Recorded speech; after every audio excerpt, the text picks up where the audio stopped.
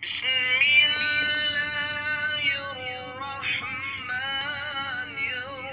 اللہ الرحمن الرحیم۔ السلام علیکم ورحمۃ اللہ وبرکاتہ۔ یا علی مدد علیہ الصلاۃ والسلام۔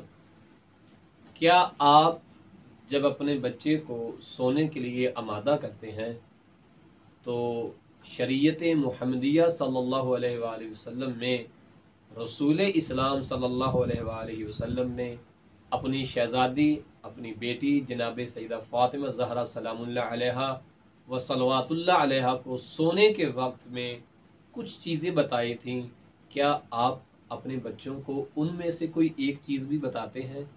اگر نہیں بتاتے تو خدا را ضرور بتائیں۔ میں آپ کی خدمت میں چند اہم باتیں جب بچے کو سلایا جائے جو کام کرنے والے ہوتے ہیں وہ بتانے لگا ہوں۔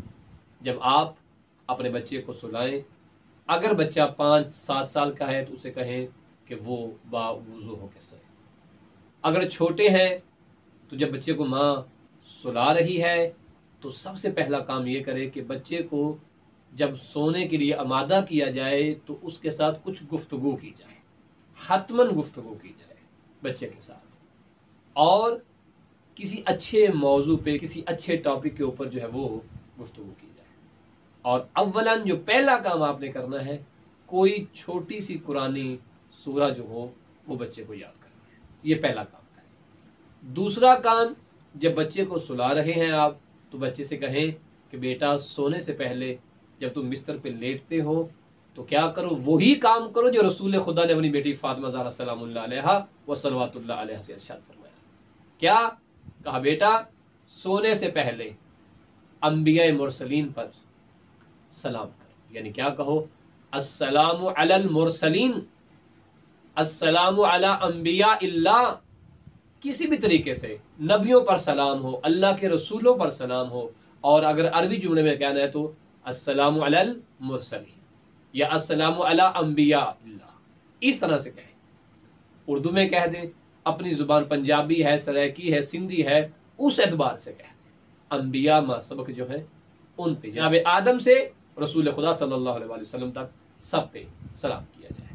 اس کے بعد اپنے بچوں سے کہا جائے کہ بیٹا تمام مومنین کے لیے دعائے مغفرت کریں۔ یہ رسول اسلام نے جناب سیدہ زہرا سلام اللہ علیہ سے ارشاد فرمایا، اللہم اغفر للمؤمنین والمؤمنات والمسلمین والمسلمات۔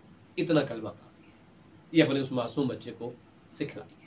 اور جب یہ دعائیں وغیرہ وہ پڑھ لے، آخر پہ کہیں بیٹا تسبیح جناب سیدہ زہرا سلام اللہ علیہ و صلوات اللہ علیہ کو پڑھو اور سو جاؤ۔